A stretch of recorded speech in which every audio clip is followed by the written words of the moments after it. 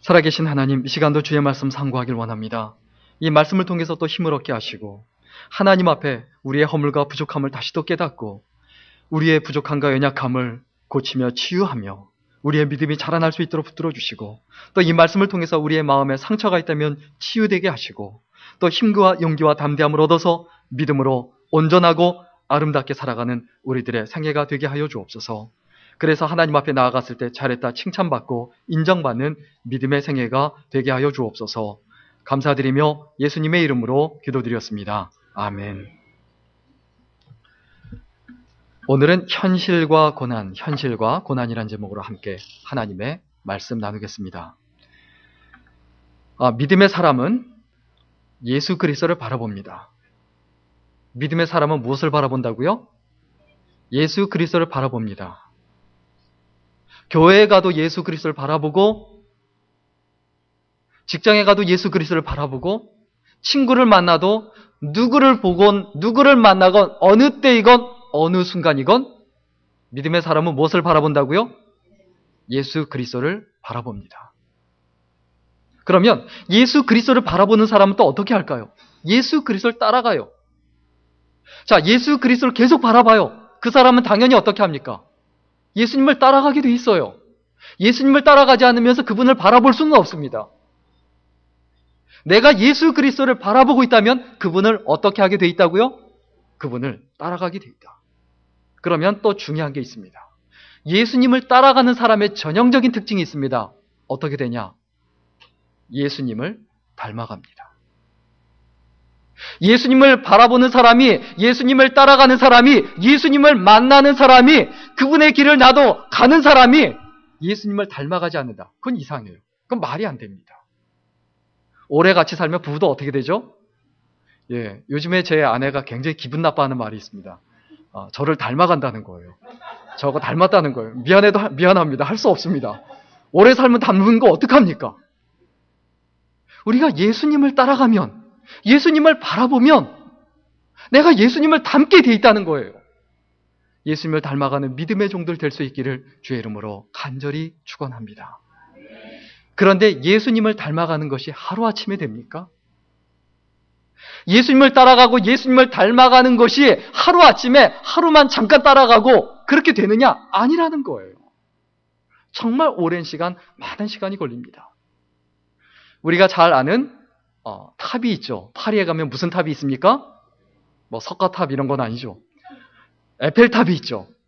그런데 이 에펠탑이 1889년 3월 31일에 그 프랑스 파리에서 프랑스 대혁명 100주년을 기념해서 이렇게 예술가들이 모여서 저 탑을 세우기로 이렇게 발표를 했습니다. 그런데 이 탑이 15,000개 금속 조각이 모여서 만들어지는 것이고, 그리고 나사가 몇 개냐면 250만 개입니다. 나사가 250만 개. 그리고 이 무게가 7,000톤이에요. 무게가 높을 뿐만 아니라 이 높이가 몇 미터냐? 320.75m예요. 320m가 넘어요. 엄청난 높이죠.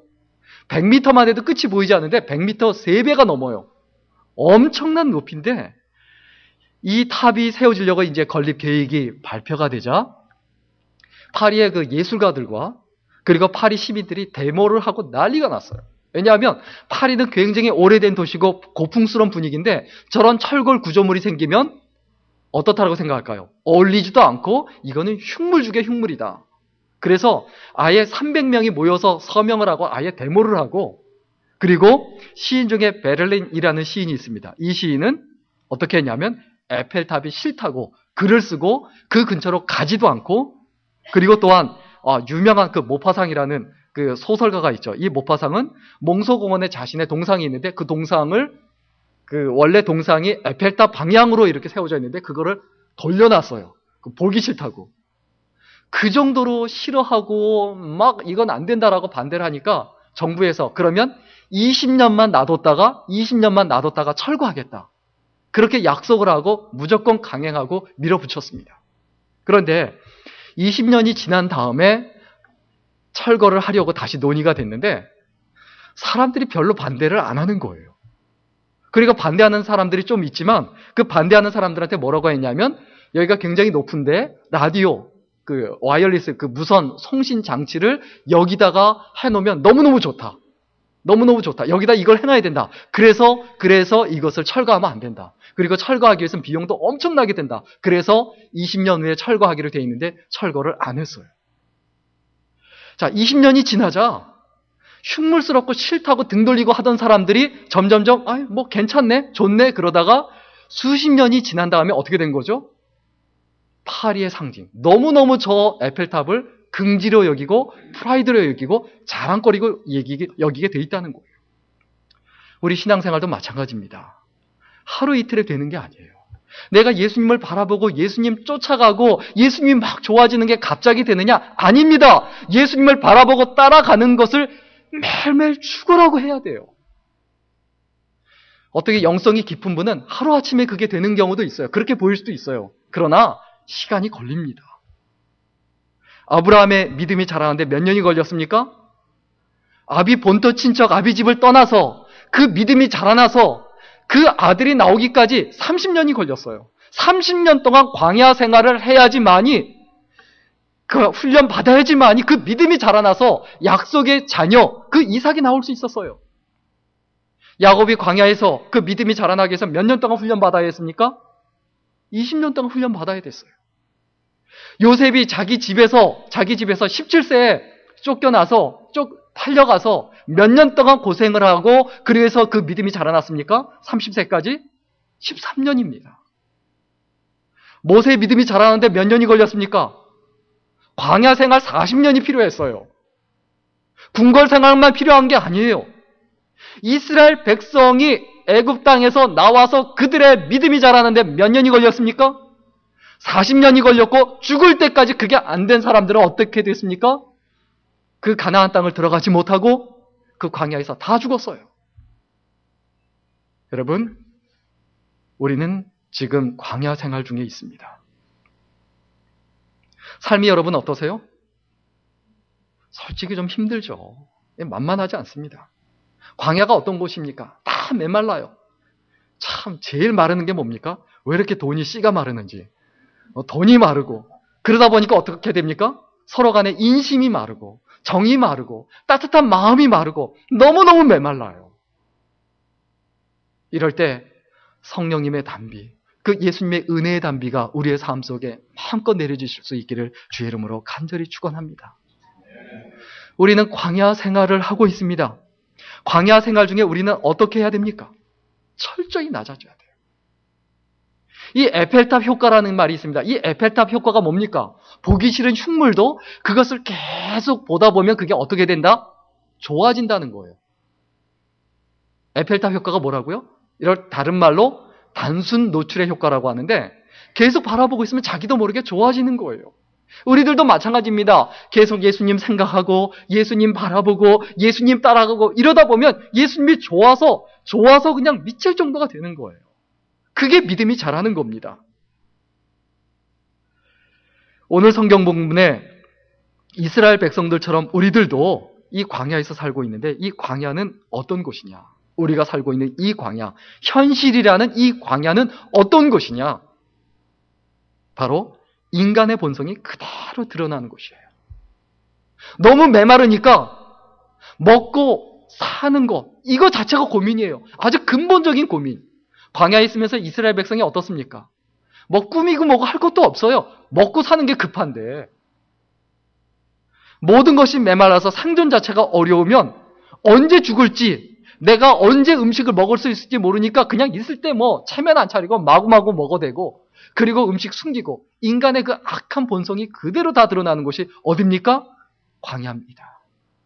여러분, 광야 생활하면서 인간의 악한 본성이 아니라 하나님의 은혜를 드러내는 주의 백성들이 될 수 있기를 주의 이름으로 간절히 축원합니다. 야고보서 1장 2절에 보면 하나님께서 우리에게 뭐라고 말씀을 주셨습니까? 여러 가지 시험을 만나거든 온전히 어떻게 여기라? 기쁘게 여겨라. 기쁘게 여겨라. 자, 아내가 내 바가지를 긋는다. 어떻게 여겨야 합니까? 그렇다고 그 안에서 웃으시면 곤란하고요. 아내는 막 화가 나는데 나는 씩씩 웃고 이러면 안 되고 그냥 기쁨으로 받아들이고 이해하고 넓은 마음을 가지라는 거죠. 우리의 살아가는 삶 속에서 내 인간의 본성이 나타나는 곳이냐 아니면 하나님의 은혜가 나타나는 곳이냐 우리의 선택입니다. 각오하고 결심하셔야 합니다. 내가 광야 성행을 중에 내 못된 본성을 드러낼 것이냐 아니면 하나님의 은혜를 드러낼 것이냐. 또한 이 현실 광야, 우리가 살아가는 이 광야는 어떤 곳입니까? 내 생각대로 되지 않는 곳이에요. 세상이 내 마음대로 됩니까? 안 됩니까? 정말 안 되죠. 결혼 자기 마음대로 됩니까? 또 결혼 생활 자기 마음대로 됩니까? 안 되거든요. 직장 생활 마음대로 됩니까? 안 되거든요. 자기 뜻대로 자기 마음대로 안 돼요. 그게 광야 생활이에요. 안 되는 건 당연한 겁니다. 당연한 걸 당연하지 않다라고 생각하면 그러니까 곤란한 거예요. 우리에게는 원하는 것이 있고 바라는 것이 있습니다. 그런데 살아가다 보면 좀 몇 가지 충격적인 사실에 부딪혀요. 어렸을 때 학교 다닐 때는 진짜 무능하고 별 볼 일 없고 공부도 못했는데 사회에 나와서 지금 보니까 나보다 부자로 훨씬 더 잘 살아. 정말 배 아프죠. 나보다 얼굴도 못생겼고 인물도 안 되고 키도 작은데 그냥 정말 잘생기고 멋있고 돈만까지 많은 부자 남편만 나왔고 아주 떵떵거리고 잘 살아요. 배 아파 미치겠죠. 뭐 그걸 기뻐하며 축하하는 너그러운 분도 있는지 모르겠지만 대부분은 사실 그거 쉽지 않죠. 저 개인적으로도 마찬가지입니다. 제 동기들이나 선배들 간에 제가 무시했던 동기나 선배 많습니다. 공부를 하는데 아니 이것도 몰라? 야 이거 너무 멍청한 거 아니야? 이런 생각하고 있었는데 지금 대형교회 목사가 돼 있어요. 그걸 보면 이거 그 친구 만날까 봐 피해 다니고 민망하고 또 더 충격적인 거 제가 그냥 막 얼러주고 뭐 위로해주고 토닥거려줬던 후배가 큰 교회 목사가 돼 있고 이번에 LA에 대형교회 큰 교회 담임 목사가 돼갖고 와요. 야 이거 뭐야 이거 도대체. 이런 생각 들면서 어떤 마음이 듭니까? 막 속상하기도 하고 내가 인생 헛사는 거 아닌가 이런 생각이 들죠. 그러나 여러분 기억하십시오. 어차피 내가 가는 길이 있고 내 사명의 길이 있습니다. 내 사명의 길에 만족하고 기뻐하는 주의 종들 될 수 있기를 간절히 축원합니다. 큰 교회다 작은 교회다 내가 좋은 직장이다 이런 직장이다 저런 직장이다 이런 거 생각할 필요 없어요. 내가 사명의 길을 가고 있느냐 예수님을 따라가고 있느냐 이것이 가장 중요합니다. 사명의 길을 가는 사람은 절대로 남과 비교하지 않고 내가 예수님을 따라가고 있다는 그 사실에 기뻐하며 즐거워하며 프라이드를 가지고 자부심을 가지고 살아갑니다. 그런데 하나님께 초점을 맞추지 않으면 자기 삶에 자기 인생에 대해서 프라이드가 없어요. 자부심이 없어요. 내가 가장 못난 것 같고 내가 가장 별 볼 일 없는 것 같고 그리고 내가 계속해서 헛살고 있는 것 같이 이렇게 생각이 됩니다. 여러분 하나님께 초점을 맞추십시오. 예수님께 초점을 맞추십시오. 하나님과 내가 동행하고 있다는 사실 그것보다 더 중요한 것은 없습니다. 내 생각대로 되지 않는다. 내 뜻대로 되지 않는다. 이것 때문에 너무 치우치지 마십시오. 내 뜻대로 안 된다는 것은 늘 말씀드리죠. 누구 뜻대로 되는 것이다? 하나님 뜻대로 되는 것이다. 하나님 뜻대로 되면 되잖아요. 그리고 한 가지 더 우리가 살아가고 있는 현실 광야가 어떤 곳입니까? 희망이 안 보여요. 참 희망이 안 보인다. 열심히 살아서 목구멍에 그냥 풀칠은 하는데 먹고는 그냥 사는데 앞으로 내가 노후에 어떻게 될까? 사실 70이 넘어가고 80이 넘어가면 지금 우리 어르신들 70 넘고 80 넘으신 분들 있으시지만 개인적으로 굉장히 궁금해요. 지금 왜냐하면 지금 나이에 내가 70이 되고 내가 80이 되면 내가 어떻게 살아갈 수 있을까? 무슨 연금 버는 것도 없고 뭐 저축해 놓은 것도 없고 가진 것도 없고 내가 뭐 먹고 살 수 있을까? 내 삶의 질이 어떻게 될까? 걱정되고 염려되죠. 그러나 하나님 바라보고 사십시오. 하나님 바라보고 살면 하나님께서 내 노후와 죽음 이후까지도 하나님께서 철저히 책임진다는 것을 믿으시기를 주의 이름으로 간절히 축원합니다. 여러분 아무것도 보이지 않기에 어떤 곳입니까? 광야 생활 보면 광야가 어떤 겁니까? 아무것도 안 보여. 풀도 없고 심지어 잡아먹을 짐승도 없어요. 아무것도 없어요. 뭘 의미합니까?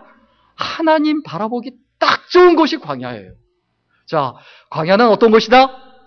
하나님 알아보기에 가장 좋은 곳이다.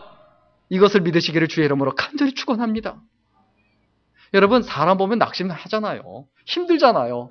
그냥 아내나 남편 보면 저 화상 뭐 이러면서, 또 교회에서든 뭐 어디 직장에 가서든 사람 보면 참 인간관계 어렵습니다. 인간관계 어려울 때 어떻게 해야 합니까? 인간관계 어렵다고 하면서 미운 사람 죽어라고 쫓아다니면서 내가 쫓아가서 한마디 해줘야 되지. 계속 그렇게 해보세요. 그렇게 살아보세요. 악담 좀 하겠습니다. 계속 괴로울 겁니다. 내가 한마디 하면 그 사람이 또 가만히 있나요? 2마디 하고 3마디 하죠. 어렵고 힘들 때, 사람 때문에 힘들 때 하나님을 바라보시기를 주의 이름으로 간절히 축원합니다. 환경을 보면 절망이지만 하나님을 바라보면 희망입니다. 사람을 보면 고통이지만 하나님을 바라보고 예수 그리스도를 바라보면 내 삶 자체가 기쁨이고 즐거움이에요. 이것을 알고 깨달아가는 것이 믿음 생활이고, 그리고 광야 생활입니다. 여러분, 신앙생활이 뭡니까? 광야에서 예수님 따라가며 살아가는 것이 신앙생활이에요. 광야에서 남들은 힘들고 어렵게 사는데 나만 호의고식하고 잘 먹고 잘 살고, 오아시스를 만나서 여기가 좋사오니 초막셋을 짓고 거기서 잘 먹고 잘 사는 거, 그게 광야생활 아닙니다. 여러분, 뭐가 고난입니까? 우리는 좀 고난에 대한 개념을 분명히 해야 됩니다. 내가 믿지 않으면 모든 것이 다 거짓말이에요. 아무리 진실을 이야기해도 내가 안 믿으면 그게 다 뭐가 된다고요? 다 거짓말이에요. 그렇죠? 내가 안 믿으면 거짓말이죠. 진리가 어디 있습니까? 진실이 어디 있습니까? 하나님이 어디 있습니까? 내가 안 믿으면 다 거짓말이죠. 내가 안 믿으면 성경책 거짓말입니다. 내가 안 믿으면 성경책 소설책입니다. 그리고 내가 품지 않으면 그 어디에도 희망은 없습니다. 희망이란 건 뭐가 희망입니까? 내가 품어야 희망입니다. 품지 않으면 어디에도 희망은 없어요. 내가 하나님을 바라보지 않으면 어디에도 하나님은 계시지 않습니다. 왜? 내가 하나님을 바라보지 않으니까 하나님이 안 계시는 것처럼 느껴지는 거예요. 내가 하나님을 믿지 않으면 전능한 하나님도 무능한 하나님이 되어 나를 위해서 아무것도 해주실 수 없는 분, 고난 많은 이 세상에서 아무 능력도 없고 숨소리조차 내지 못하는, 존재하지 않는 거나 똑같은 하나님으로 되어버린다. 무엇 때문에요? 내가 그 하나님을 믿지 않기 때문에, 전능하신 하나님을 믿지 않기 때문에. 이 땅에 살다 보면 힘듭니다. 그러나 내 삶이 어렵고 힘드냐가 중요한 것이 아닙니다. 뭐가 중요합니까? 내가 예수 그리스도를 바라보고 있느냐, 이게 중요합니다. 현재 답답하고 암담하다, 이게 중요한 게 아니에요. 내가 예수 그리스도와 함께 하고 있느냐, 이게 중요해요. 그런데 우리는 뭐가 중요합니까? 내 삶이 고통스럽다, 힘들다, 어렵다, 답답하다, 이걸 중요하게 여긴다라는 겁니다.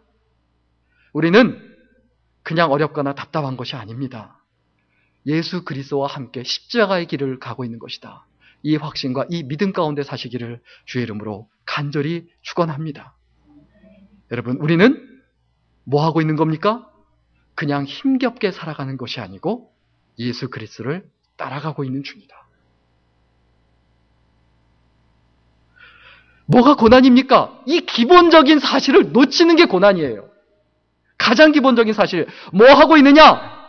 라고 물어봤을 때, 나 진짜 힘들어서 몸부림치고 있다. 뭐 하고 있냐? 나 밥 먹고 있다. 뭐 하고 있냐? 잠자고 있다. 그걸 넘어서 우리는 뭘 생각해야 합니까? 뭐 하고 있느냐? 나는 예수 그리스도를 따르고 있습니다. 예수 그리스도를 만나고 있습니다. 예수 그리스도를 닮아가고 있습니다. 이것을 잃어버리는 것, 그리고 다른 것을 더 중요하게 여기는 것, 그것이 진짜 고난이다. 그것 때문에 예수님께서 십자가 신 그 십자가 사건이 우리의 삶에 무의미해지는 거예요. 예수님이 아무리 부활하셨으면 뭐합니까?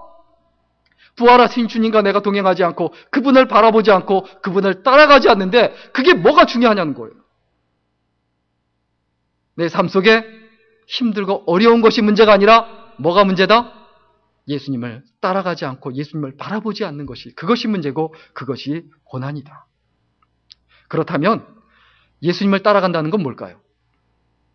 예수님을 따라가는 건 아주 간단합니다. 예수님이 싫어하는 거 안 하는 거예요. 예수님은 뭘 싫어하실까요? 예수님 안 바라보고 딴 거 바라보고 딴 거 쳐다보는 거, 예수님이 가장 싫어하는 거예요. 그것을 성경에서 뭐라고 표현하고 있습니까? 우상숭배. 뭐가 우상숭배입니까? 예수님 바라보지 않고 돈을 바라보고 미운 사람 바라보고 세상 바라보고 좋은 것 바라보고 화려한 것 바라보고 그런 거 자랑하고 그런 거 내세우고 그런 거 따라가는 거, 예수님이 그거 가장 싫어하는 거예요. 그래서 우리가 어떻게 합니까? 예수님보다 자꾸 앞서가요. 김치국물부터 마신다고 하죠. 내가 앞서서 결정하고 내가 그냥 마음대로 판단하고 내가 마음대로 단정짓고 내 마음대로 절망하고 내 마음대로 희망 갖고 내 마음대로 포기하고 예수님과 상관없이 내 마음대로 다니면서 주님 내 삶이 왜 이래요?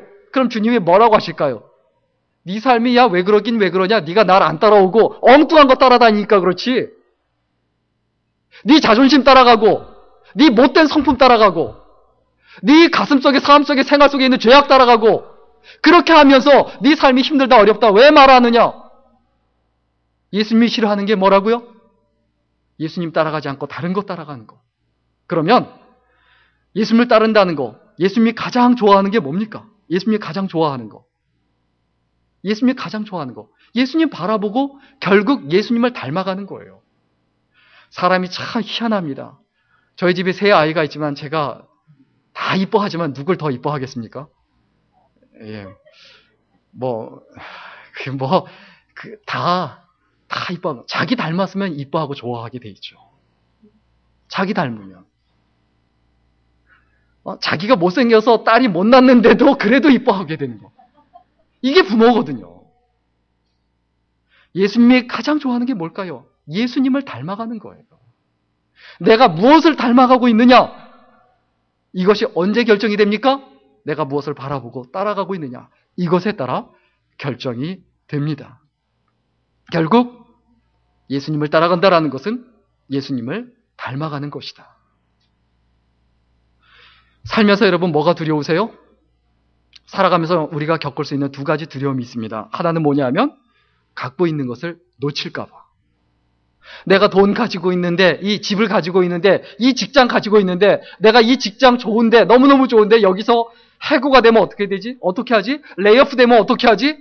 그 두려움이 있어요. 내가 사랑하는 사람이 있고 좋아하는 사람이 있는데 나를 떠나가면 어떻게 하지? 얼마든지 두려울 수 있어요. 그리고 또 다른 하나, 두 번째 우리가 가질 수 있는 두려움이 있습니다. 뭐냐 하면 우리가 원하고 목표하고 갖고 싶어 하는 것들이 있어요. 그런데 그 목표를 두고 갖고 싶어 하는 것을 갖지 못할까 봐 두려워할 수 있다는 거예요. 갖지 못할까 봐.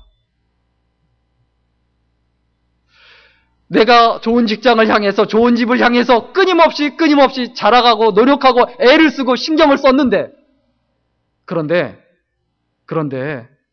그것을 내가 이루지 못하고 그냥 죽을까 봐 걱정이 되고 염려가 됩니다. 그러나 우리가 기억해야 합니다. 우리가 놓칠까 봐 두려워해야 되는 것은 무엇이어야 합니까? 돈이 아니라 명예가 아니라 내 자존심이 아니라 예수 그리스도입니다. 그 예수 그리스도를 우리가 소유하지 않았습니까? 그리고 또 중요한 건 뭡니까? 예수 그리스도를 소유하지 못할까 봐 두렵거나 아니면 예수 그리스도께서 나를 떠날까 봐 두려워할 필요가 전혀 없어요. 그럴 일은 절대로 없으니까. 문제는 뭡니까? 예수 그리스도가 아니고 다른 것에 초점을 맞추고 있다. 이것이 문제입니다. 우리가 예수님을 바라보고 예수님을 따라가고 그분과 함께하고 있는데 뭐가 두렵습니까? 뭐가 걱정이 됩니까? 뭐가 염려가 됩니까? 어떤 것이 두렵습니까? 내가 예수님을 따라갈 때 내 능력, 세상의 험악함, 광야 생활 전혀 문제가 되지 않습니다. 요셉의 삶을 보십시오. 모세의 삶을 보십시오. 다윗의 삶을 보십시오. 그들의 광야 생활이 얼마나 험악했습니까? 그러나 그들의 삶은 그들의 그냥 무대였을 뿐입니다. 그들이 마음껏 자신들의 믿음을 펼치고 꿈을 펼치는 무대에 불과했지 그 광야가 그냥 나를 힘들게 하는 것이고 고통스럽게 하는 것으로 끝나지 않았다는 것을 잊어버리지 말아야 합니다. 세상에 존재하는 모든 것에는 가치라는 것이 있습니다. 세상에 존재하는 모든 것에는 뭐가 있다고요?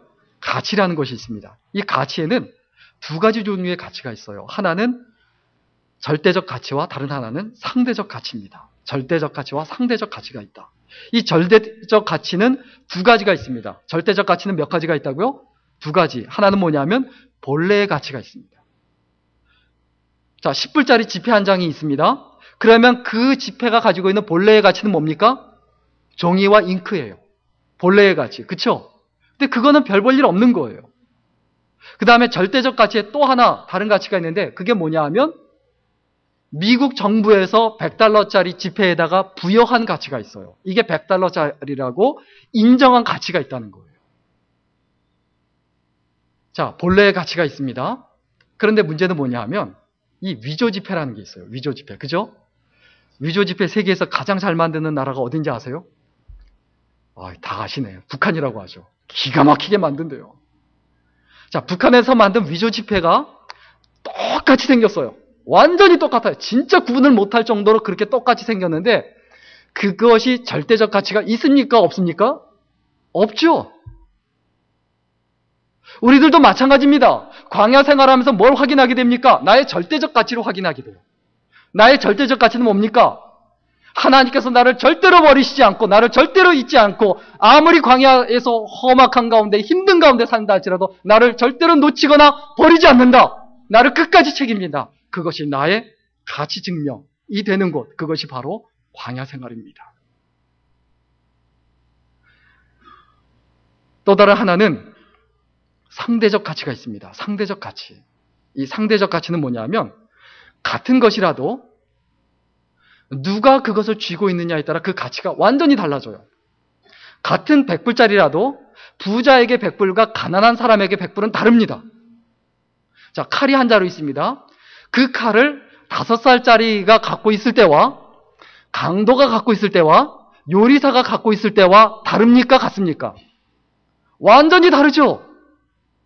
내가 무엇에 쥐어져 있느냐, 내가 어떤 것에 쥐어져 있느냐, 이것이 뭐라고요? 상대적 가치입니다. 절대적 가치는 변함이 없습니다. 광야 생활하면서 나의 절대적 가치를 확인할 뿐이에요. 그러면 상대적 가치는 어떻습니까? 이거는 바뀌어요. 내가 사단에게 사로잡혀 있느냐, 하나님께 사로잡혀 있느냐, 내가 무엇에 사로잡혀 살아가는가, 이것에 따라 그 상대적 가치가 달라진다. 나의 존재의 가치가 달라진다. 우리의 삶에서 쓸데없는 거 버려야 돼요. 막 붙잡고 아둥바둥하지 말고 필요 없는 건 버려야 돼요. 자, 집에서 필요 없는 거 버리지 않고 계속 쌓아두면 집이 뭐가 됩니까? 쓰레기 더미가 되죠. 우리의 인생도 똑같습니다. 필요 없는 거 버려야 합니다. 내 인생에서 예수님이 가장 귀하다고 하면 그 예수님을 바라보고 그리고 예수님께서 원하시지 않은 그 모든 것을 버릴 줄 알아야 돼요. 가장 많이 버린 사람이 누굽니까? 예수님 말고 사도 바울이죠. 내가 과거에 가졌던 모든 것을 뭐와 같이 버렸다? 배설물처럼 버렸다. 분토와 같이 버렸다. 이 땅에 살아가는 동안에 광야 생활을 할 때 우리가 누려야만 하는 두 가지 은혜가 있습니다. 하나는 뭐냐 하면 낮아짐의 은혜예요. 다른 하나는 높아짐의 은혜입니다. 오늘은 오늘 본문을 통해서 이 두 가지 중에 낮아짐의 은혜만 생각해보고 다음 주에 높아짐의 은혜를 생각해 보려고 합니다. 이 낮아짐의 은혜가 뭡니까? 우리 성경 본문 앞부분 1절과 2절, 신명기 8장 1절과 2절 같이 읽겠습니다. 신명기 8장 1절과 2절 같이 읽겠습니다. 시작. 내가 오늘날 명하는 모든 명령을 너희는 지켜 행하라. 그리하면 너희가 살고 번성하고 여호와께서 너희의 열조에게 맹세하신 땅에 들어가서 그것을 얻으리라. 내 하나님 여호와께서 이 40년 동안에 너로 광야의 길을 걷게 하신 것을 기억하라. 이는 너를 낮추시며 너를 시험하사 내 마음이 어떠한지 그 명령을 지키는지 아니 지키는지 알려 하심이라. 하나님께서 우리를 광야에 보내시고 그 광야에서 우리를 낮추십니다. 그리고 오늘 보면 2절에 내 하나님 여호와께서 이 40년 동안에 너로 광야의 길을 걷게 하신 것을 어떻게 해라? 기억해라.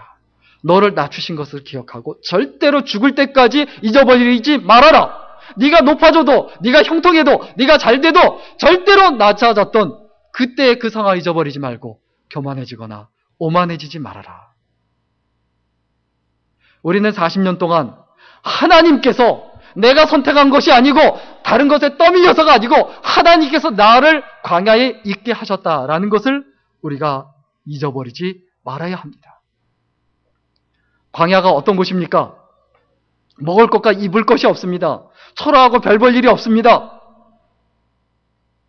그런 생활을 통해서 우리에게 증명되는 건 뭡니까? 그냥 하나님의 백성이라는 사실입니다.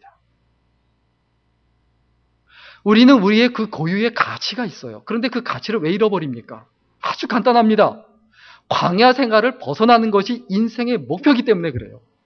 하나님께서 광야에 있게 하셨는데 그 광야에 있게 하신 그 뜻이 뭘까? 이걸 생각해야 되는데 그냥 무조건 그 고통에서 벗어나려고만 하고 광야 생활 벗어나려고만 하고 어떻게 합니까? 그 광야에 있으면서도 나만의 왕국을 만들고 내가 왕이 되려고 광야에다가 왕국을 건설하고 있다는 거예요. 내가 왕인 왕국을 건설하려고 하기 있기 때문에 가치 없는 존재가 되는 거예요. 아니면 어떻습니까? 그 광야에 있으면서 끊임없이 오아시스만 찾아다니는 거예요. 가나안 땅을 향해서 나아가는 것이 아니라 그 믿음을 하나님을 바라보며 따라가며 그 믿음을 키워나가는 것이 아니라 오아시스만 찾아다니는 거예요. 그리고 자신의 왕국을 만들기 위해서 광야 생활하면서 그 오아시스를 찾아다니기 위해서 끊임없이 기도하고 매달립니다. 끊임없이 성경 보고 묵상합니다. 끊임없이 성경 공부합니다. 성경을 암송합니다. 그게 소용이 있을까요? 없을까요? 무가치하다는 거예요. 오늘 말씀을 통해서 우리가 기억하고 생각해 봐야 되는 게 있습니다.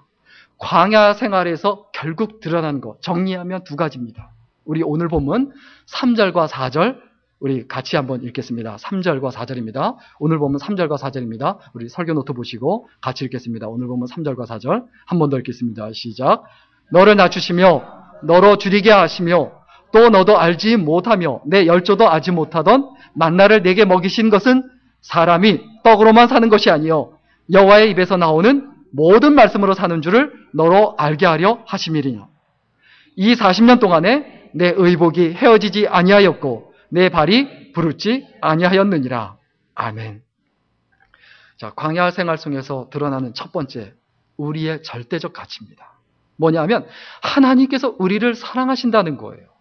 하나님께서 우리를 사랑하셔서 우리를 포기하지 않고 끝까지 잡아주시면서 만나와 메추라기로 먹이시고 그 옷이 40년 동안 헤어지지 않고 그 신발이 40년 동안 헤어지지 않았다고 했어요. 그게 뭘 증명하는 겁니까? 하나님이 우리를 버리지 않고 포기하지 않고 우리를 사랑하신다는 증거입니다.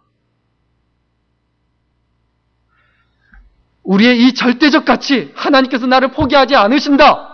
나를 끝까지 도우신다. 나를 끝까지 책임지신다. 이것은 오직 광야 생활을 통해서만 증명이 됩니다.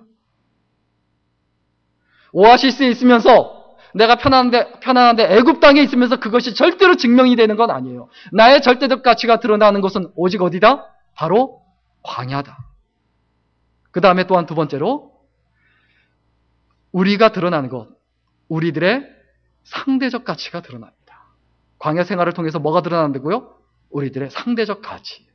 우리 오늘 본문 5절과 6절 같이 읽겠습니다. 오늘 본문 5절과 6절입니다. 같이 읽겠습니다. 5절과 6절 시작. 너는 사람이 그 아들을 징계한 같이 내 하나님 여호와께서 너를 징계하시는 줄 마음에 생각하고 내 하나님 여호와의 명령을 지켜 그 도를 행하며 그를 경외할지어다. 우리의 상대적 가치, 다시 말하면 하나님의 손에 붙잡혀 사는 삶, 하나님 말씀에 붙잡혀 사는 삶이 되도록 하기 위해서 우리들의 상대적 가치가 드러나기 위해서 하나님께서 우리를 어떻게 하신다고요? 우리를 징계하신다.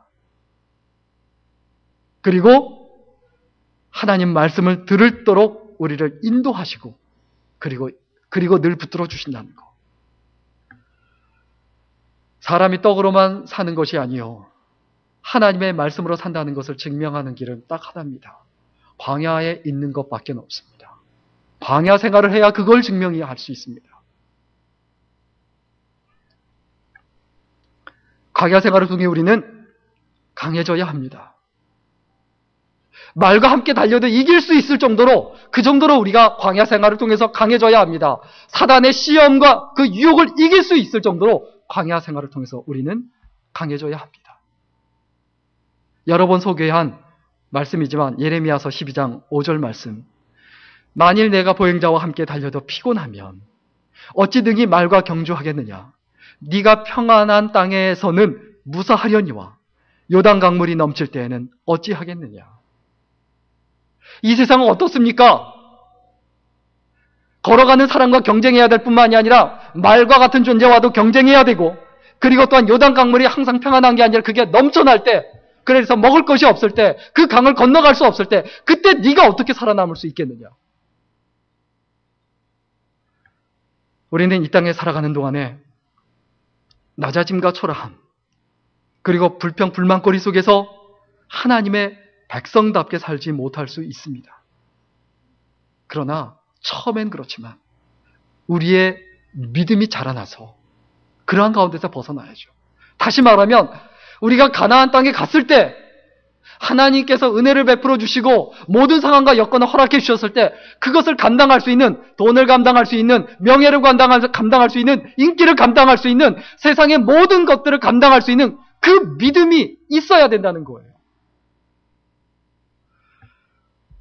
제가 굉장히 저는 사랑하고 지금도 마찬가지지만 이제 좋아하던 청년들이 있습니다. 그 청년들이 페이스북에서 메시지로 너무 힘들다. 직장에 들어가지 못한 사람들은 들어가지 못해서 힘들다라고 말하고, 들어간 사람들은 매일 그만두고 싶다고 그래요.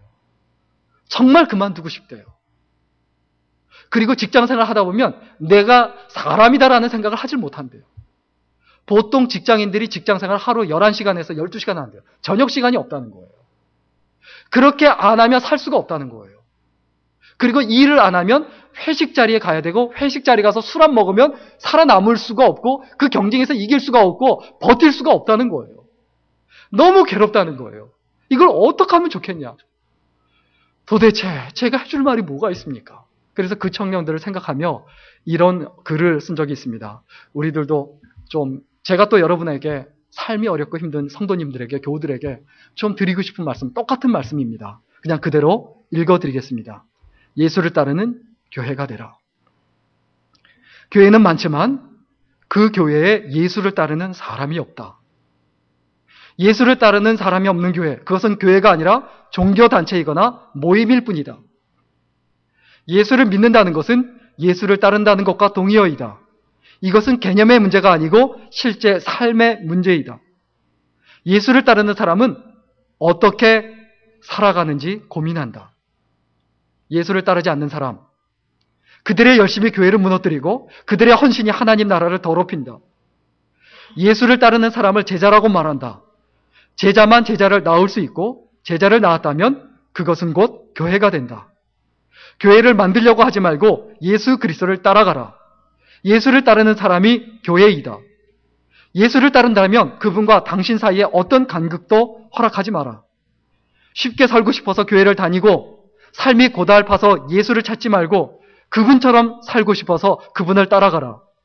살기 위하여 몸부림치지 말고 그분을 닮고 싶어서 몸부림쳐라. 그래서 삶의 모든 영역에서 그분을 따라가라. 예수님을 따라가는 것, 그것이 진정한 성공이고, 그것이 진정한 성숙이며, 그것이 삶의 모든 문제에 대한 대답이다. 당신들이 교회이고, 당신들이 교회의 미래이다. 당신들이 예수를 따르지 않으면 미래에는 교회라는 이름을 가진 건물만 있고 교회는 존재하지 않을 것이다. 여러분, 어떤 생각이 드세요? 내가 진정으로 내 삶이 힘들고 어렵다, 이게 문제가 아니에요. 내가 예수 그리스도를 따라가고 있는가, 이게 문제예요. 이게 중요한 거예요. 내 현실 속에서 고난이 있습니다. 그건 당연한 겁니다. 그런데 그게 문제가 아니고 내가 도대체 무엇을 따라가고 있는가, 어떤 것을 따라가고 있는가, 내가 진짜 예수쟁인가, 내가 진짜 크리스천인가, 내가 리얼 크리스천인가, 이 부분에서 가슴 깊이 생각해 봐야 합니다. 마지막 한 가지 이야기만 하고 오늘 말씀 마치겠습니다. 케냐에 그 이문미라는 선교사님이 계신데, 그 선교사님 간증을 듣고 제가 참 개인적으로 은혜를 받은 적이 있습니다. 그 선교사님 영어 이름이 유니스인데, 케냐에 가면 이렇게 길을 이렇게 지나가면 아이들이 쫄래쫄래 쫓아오면서 유니스 하고 쫓아온대요. 다른 거 아무 말도 안 통하고 어차피 유니스 하고 쫓아온대요. 그래서 이렇게 내려다 보면 애들이 그냥 눈밖에 안 보인대요. 그냥 까만데 눈밖에 안 보이는데 그 눈으로 이렇게 바라보고 또 씩 웃는데 이밖에 안 보여요. 또 눈과 이. 그렇게 바라보는데 그것만 보이는 게 아니라 얘들을 바라보면 얘들이 참 신발이 없지, 신발 마련해 줘야지, 이런 생각이 든다는 거예요. 또 애들이 유니스하고 따라오면 얘들이 참 배가 고플 텐데 뭔가 좀 먹을 거 찾아서 얘들 좀 줘야지, 이런 어떤 생각이 찾아든다는 거예요. 그래서 그 아이들을 위해서 신발을 마련하고 먹을 걸 마련하고 애들 공부를 가르쳐주고 이렇게 한다는 거예요. 단 한 번도 그 아이들이 배고파요, 밥 줘요, 신발이 없으니까 신발 주세요, 옷이 다 헤어졌으니까 옷 주세요, 이렇게 말하는 거 하나도 없대요. 그렇게 말하는 아이 한 명도 없대요. 그냥 아이들이 하는 건 뭐라고요? 쳐다보면서 유니스라고 부르는 거. 우리의 인생과 삶도 똑같습니다. 기도가 뭡니까? 그냥 주님이 안 보인다고 말하지 말고 주님 바라보며 주님 이러면 끝입니다. 주님, 뭐가 없어요, 저게 없어요. 그냥 없다는 얘기만 기도하면서 한참 하니까 그게 머릿속에 배서 집에서도 내가 뭐도 없다. 기도가 뭡니까? 자기가 없다는 걸 되뇌는 시간이에요. 내가 돈도 없지, 남편이 속썩이지, 애들이 말 안 듣지, 시건 기도하면서 머릿속에 다시 꼬박꼬박 쟁여서 반드시 뚜렷하게 기억해서 집에 돌아갑니다. 그래서 집에 가니까 저 꼴 보기 싫은 남편이 있지, 말 안 듣는 중2짜리 있지, 이런 어떤 그냥 그래서 분노가 끌어오르는 거예요. 우리의 삶에서 진짜 기도할 때 무엇을 기도해야 합니까? 어떤 것을 기도해야 합니까? 주님 따르게 하소서, 주님 바라보게 하소서, 주님 따르게 하소서, 주님 닮아가게 하소서. 죽을 때까지 생명 다하는 그날까지 그 기도가 우리의 기도가 되어야 할 줄 믿습니다. 오늘 말씀 정리하고 마치겠습니다. 광야 생활 중에 반드시 먼저 낮아짐의 은혜를 누리십시오. 하나님께서 나를 괜히 낮추시는 거 아닙니다. 그게 복이기 때문입니다. 그게 은혜이기 때문입니다. 여러분, 내가 낮아졌을 때 받게 되는 복이 뭘까요? 이거 너무 중요합니다. 내가 광야 생활 중에 내가 낮아졌을 때 받게 되는 복, 그건 뭐냐 하면 낮아진 사람은 예수님만 보여요. 낮아진 사람은 누구만 보인다고요? 예수님만 보여요. 그런데 낮아지지 않은 사람은 예수님을 밑에다 두고 있기 때문에 돈, 다른 사람, 명예, 권력, 인기, 그 가운데 예수님이 그냥 섞여 있어요. 섞여 있으니까 예수님 찾기도 힘들어요. 안 보여요. 낮아지지 않으면 절대 보일 수가 없다. 그러나 내가 낮아져 보세요. 그래서 위를 올려다보면 그 케냐의 아이들이 이문미 선교사님만 보이듯, 호랑이가 보이고 사자가 보이고 들짐승이 보이고 배고픔이 보이는 게 아니라 유니스 선교사, 자기들을 위해서 모든 것을 희생하는 그 유니스 선교사님 보이듯 우리들도 마찬가지입니다. 우리가 낮아져서 주께 부르짖으면 내 삶에서 누구만 보인다? 주님만 보인다. 그래서 은혜 많이 받으면 못생긴 남편이 로버트 레드포드처럼 보이고, 제임스 탁이 아니라 제임스 딘처럼 보이고, 은혜 많이 받으면 자기 아내가 소피아 로렌 나이가 좀 많으니까 하여튼 젊은 이렇게 배우처럼 보이고 예쁘게 보인다는 거예요. 여러분, 그러면 행복하죠. 제 아내가 진짜 행복할 줄 믿습니다. 제임스 딘하고 살 줄로 믿습니다. 우리의 삶에서 무엇을 기억하고 무엇을 바라봐야 합니까? 내가 낮아지지 않으면 화려하고 재밌고 즐겁고 편한 것만 보여요. 예수님이 안 보여요. 그 가운데 섞여서 예수님이 안 보여요. 내가 낮아지지 않으면 높아질 수 없습니다. 십자가가 없으면 영광도 없습니다. 죽음이 없으면 부활도 없습니다.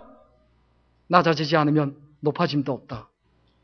이것을 분명히 기억하고 믿음으로 하나님 보시기에 합당하고 아름답게 살아가는 주의 종들 될 수 있기를 간절히 주의 이름으로 축원합니다. 기도하겠습니다. 살아계신 하나님, 광야 생활 중에 힘들다, 어렵다, 고통스럽다, 괴롭도만 부르짖지 말고 예수님 부르짖고 예수님 찾는 우리들이 되게 하여 주옵소서. 예수님만 바라보게 하여 주옵소서. 광야 생활 중에 낮아지게 하셔서 이제는 예수님만 바라보고 찾는 사람이 되게 하시고 그 예수님의 눈으로 이 세상을 바라보며 담대하게 믿음으로 살아가는 우리들이 되게 하여 주옵소서. 감사드리며 예수님의 이름으로 기도드렸습니다. 아멘.